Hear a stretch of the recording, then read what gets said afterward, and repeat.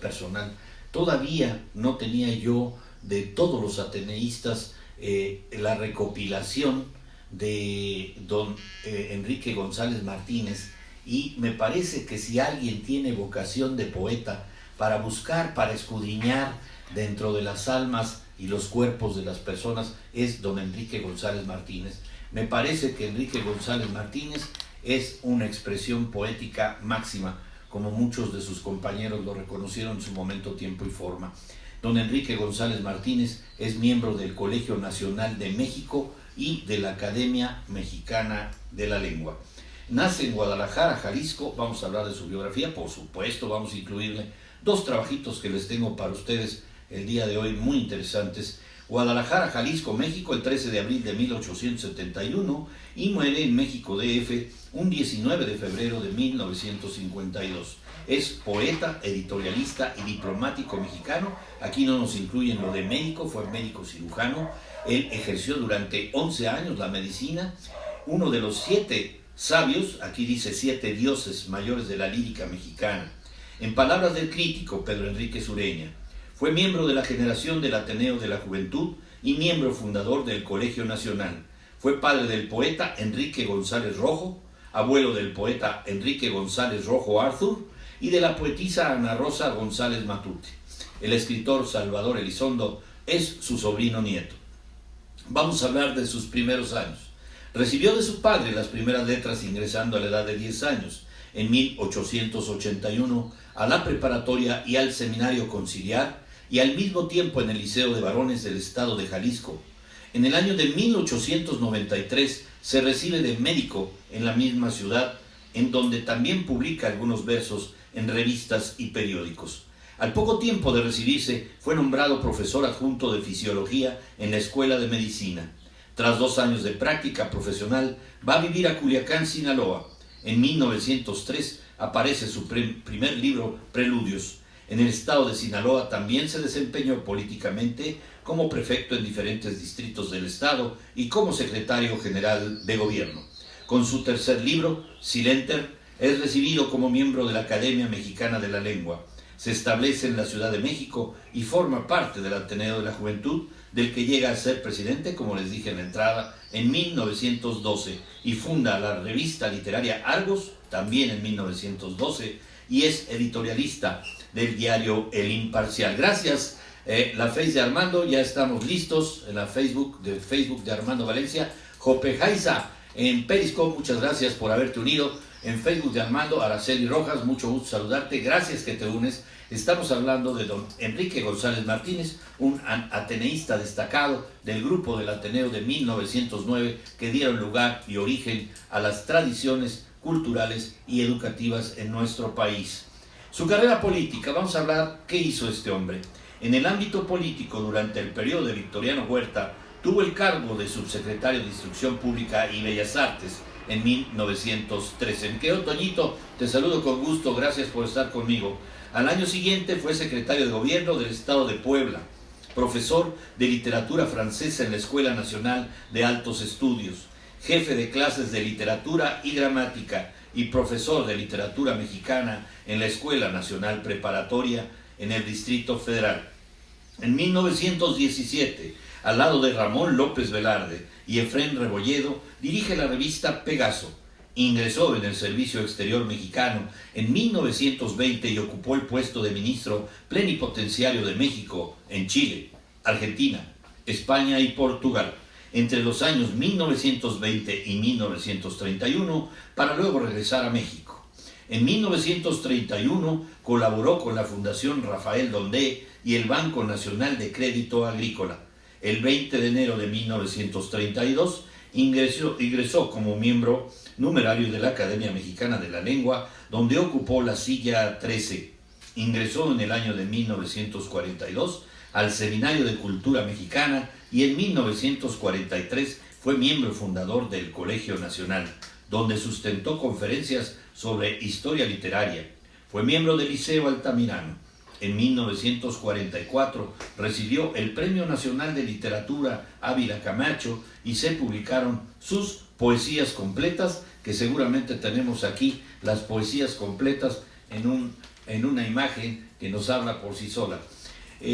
Solo 3 cosas tenía para su viaje el Romero: los ojos abiertos a la lejanía, atento el oído y el paso ligero. Su obra se considera de carácter modernista con influencias del simbolismo francés. Posteriormente, Senderos Ocultos, 1911, rompió con el modernismo.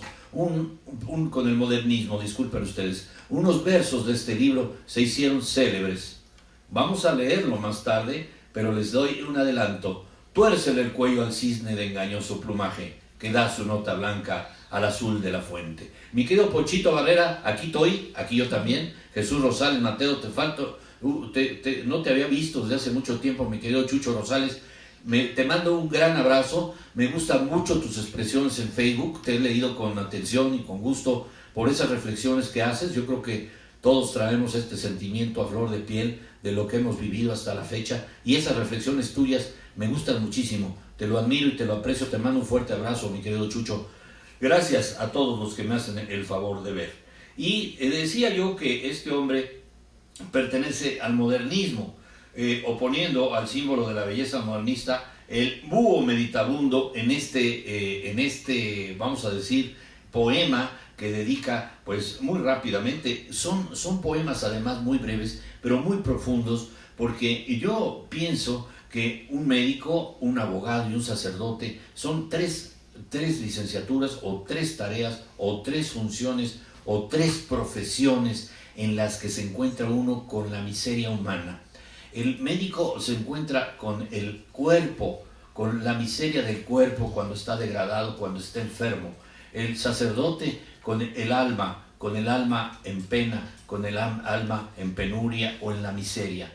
Y es el abogado el que trata de ver ambas, pero la conducta de los seres que obedece al dolor la ve más de cerca el médico. Hay payasos en Monterrey, mucho gusto saludarte en Periscope, gracias. Y decía yo, al final de cuentas, un médico es el que puede estar sintiendo el dolor más fuerte que su paciente. Cuando es un verdadero profesional de la ciencia médica, este doctor nos hizo saber que su vocación no era la medicina, eran los poemas. Sus poemas tienen gran distinción lingüística, profundidad filosófica y elegante sobriedad. Algunos de los más célebres son: A la que va conmigo, Cuando sepas hallar una sonrisa, Eran 2 hermanas, Busca en todas las cosas, que es un poema bellísimo en el que trata de escudriñar a través de la naturaleza, a través de las piedras, a través de las emociones que ve vivas, como el rocío que pudiera tener una tarde. Parece ser que para él significa el llanto de los seres humanos. En fin, hace una analogía magnífica y con un sentimiento tan profundo y tan sencillo a la vez que me emociona transmitírselos a ustedes. Eran 2 hermanas, ya dije, Busca en todas las cosas, El sembrador de estrellas, Te acuerdas de la tarde, y pienso que la vida, porque ya mis tristezas, y he ya citado, Tuércele el cuello al cisne, y yo voy alegremente, entre otros. Algunos hitos de su trayectoria poética son Ausencia y canto, motivado por la muerte de su esposa, o Bajo el signo mortal, por la del hijo, también poeta, Enrique González Rojo. En uno de sus últimos libros, Babel denuncia el holocausto atómico de la Segunda Guerra Mundial. Como traductor, destaca la antología Jardines de Francia, en México, en 1915, que contiene versiones de Maurice Maeterlinck, Verhaeren, Rodenbach, Francis James y otros. Es candidato al Premio Nobel, lástima que no lo haya alcanzado. A partir de la apertura de los archivos de la Fundación Nobel, de los nombres de las personas nominadas al Premio Nobel de Literatura, y es algo que a veces no se sabe, de los años 1901 a 1950, se ha hecho público que el poeta Enrique González Martínez fue candidato al premio en 1949, postulado por Antonio Castro Leal. Sin embargo, el premio fue otorgado al estadounidense William Faulkner. Enrique González Martínez fallece en la Ciudad de México el 19 de febrero de 1952 y es sepultado en la Rotonda de las Personas Ilustres. Pues aquí una semblanza, mis queridos amigos. Me cambio rápidamente para leerles el poema ya ofrecido, que se llama Tuércele el cuello al cisne. Búsquenlo por favor en YouTube, está declamado maravillosamente en la voz de Enrique Lizalde, que tenía una voz magnífica y maravillosa. Y dice así: tuércele el cuello al cisne, tuércele el cuello al cisne de engañoso plumaje, que da su nota blanca al azul de la fuente.